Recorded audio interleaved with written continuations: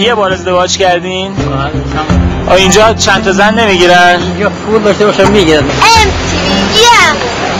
قد از امریکا تعریف میکنن، میگن امریکا میرفتن اینجوری تاپ از اینجا میشه انجید کنید و دامناشون از اینجایی ها داره از درخت همینجا کندین؟ همینجوری میخورن؟ همینجوری بخور. ایران خانه ماست، سفری به کوچه پس کوچه های وطن، وطن تو، وطن من. ایران خانه ماست، سوغات فریبرز از سفرش به ایران. ایران خانه ماست، فیلمی بی‌نظیر برای تمام افراد خانواده.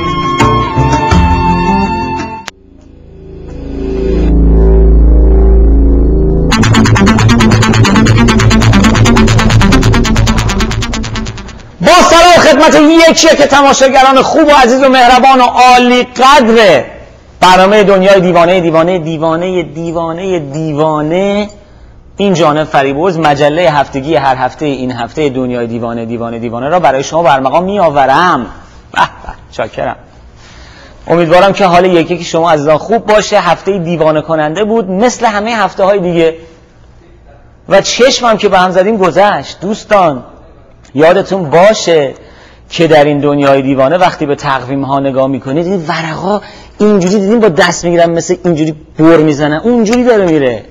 چشم به هم میزنید میبینید دوباره پنجشنبه شد، دوباره آخر هفته اومد. این تعطیلات آخر هفته که ما امریکایی‌ها رو حداقل یادمون دادن که Thank God it's Friday با لهجه ایرانی اگه بخوام بگم، یا Thanks God or Thank God actually. ایرانی‌ها میگن Thanks God. Thank God it's Friday. به ما یاد دادن که یه هفته جون بکنین، کارتون رو به زور انجام بدین، از خودتون بدتون بیاد، از رئیستون بدتون بیاد که چی؟ شب جمعه میشه به قول ایرانی‌ها، شنبه و یه شنبه تعطیلین. میتونین آبجو بخورین یا برین تو خیابون فوتبال بازی کنین یا برین لب دریا. و چقدر حیف، چقدر حیف که هر روزمون رو قدرش رو ندونیم، چقدر حیف که هر روز از کارمون و از دوستی با همکارانمون و رفقامون و اطرافیانمون لذت نبریم. حالا ممکنه از دوستی با همه لذت نبریم، ولی میتونیم که اقلن برای هدیه هایی که خداوند به بعضی از ما داده، بیشتر ما که سالم هستیم و خداوند به تمام افرادی که خدایی نکرده ناسلامتی بدنی دارن انشالله بهبودی فوری بده.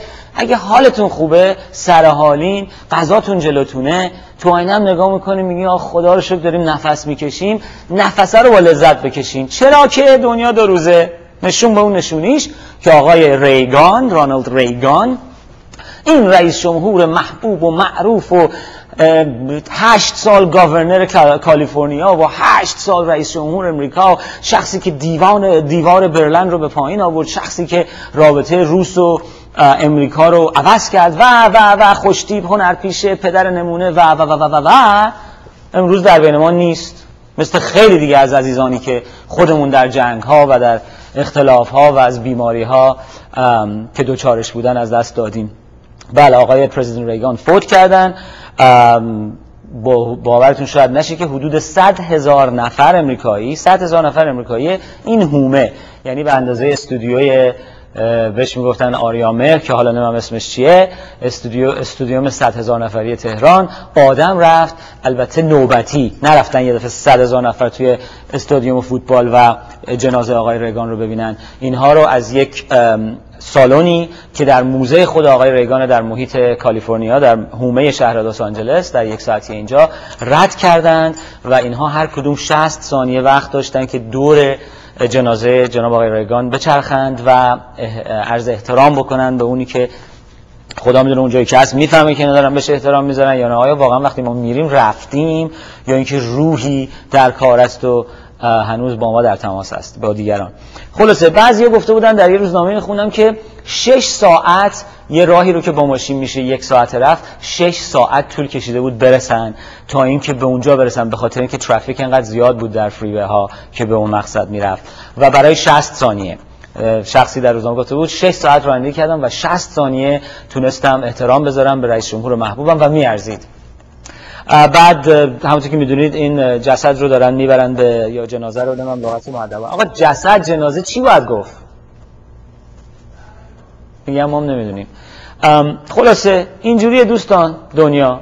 و در امریکا یا کشوری مثل امریکا که همه چیز به تجارت و اقتصاد و سرگرمی های مردم یه جوری ربط داره، بلافاصله بعد از فوت جناب آقای ریگان هر چیزی که با آقای ریگان ربط داشت قیمتش رفت بالا.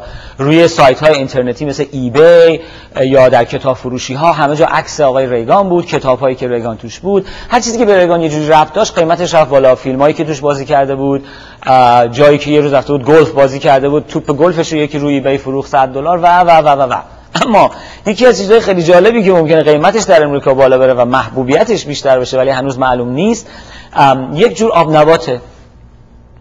شرکتی در امریکا هست که آبنبات‌هایی به نام جلی بین درست میکنه. البته آبنبات نیست، من بهش میگم آبنبات، که اینها 1000 رنگن، بینن، مثل لوبیای شیرینی هستن، تقلیدی هستن از یه جور لوبیا و جلی بین بهش میگن.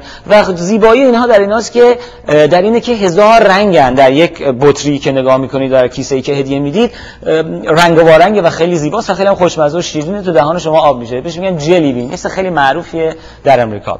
و اینها رنگ‌های مختلف، همونطور که گفتم، طعم‌های مثلا میوه‌های مختلف رو سعی کردن تقلید بکنن. اما اینا همه رنگی داشتن به جز رنگ آبی. تا اینکه یه روز آقای ریگان وقتی که می‌خواسته رئیس جمهور امریکا بشه، در حال تبلیغ برای کاندیدسی خودش و برای کمپین خودش به اصطلاح، خب اینا با هم هدیه میدن، یکی پرچم میفرسته، یکی کارت قربانت شوم میفرسته، یکی لنگ کفششو قاب میکنه میفرسته برای رفیق سناتورش، میگه تو رو خدا به همه بگو به من رأی بدن، از این حرفا. آقای ریگان می‌خواسته توی بطری‌های شیرینی، بطری‌های آبنبات، به دوستان و همکاران و کسایی که میخواد هدیه بده یک جعبه جلی بین بفرسته، چون خودش از بچگی جلی بین دوست داشته.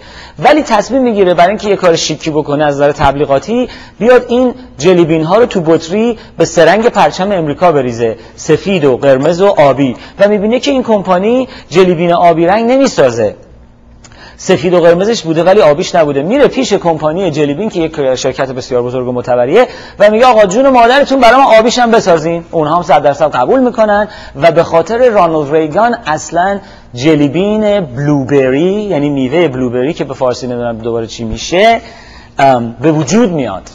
بفرمایید. دیدین چقدر زندگی در امریکا جالبه؟ همه چی رنگیه. به به. نه اینطوری نیست. شوخی کردم.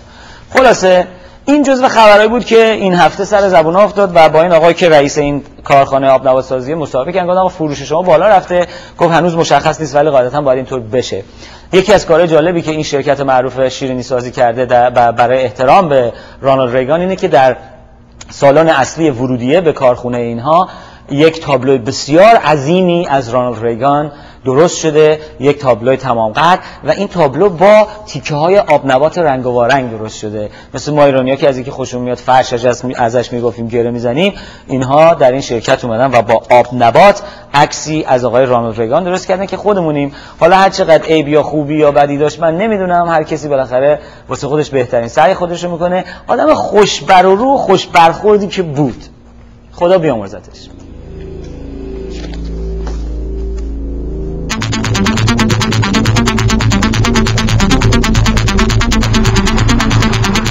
و اما سر پرچم عراق دعواست، شده لحاف مولا نصرالدین. پرچم چقدر چیز مهمیه برای ما همه پرچم هامون رو دوست داریم. در ایران هم چندین بار پرچم ما ریمادل شده، تغییر دکوراسیون دادن. همونطور که حتما شدید در اخبار جدی‌تر از خبرهای من، پرچم رو کشیدن، تحویل دادن، چندین آرتیست اومدن و مسابقه گذاشتن. 30 تا آرتیست محترم عراقی، هر کسی یه طرحی داد و یکیش انتخاب شد. ملت گفتن نمیخوایم. به چند دلیل. یکی که الله اکبرش چرا برداشتیم، ما دوست داشتیم میگم الله اکبر God is the greatest.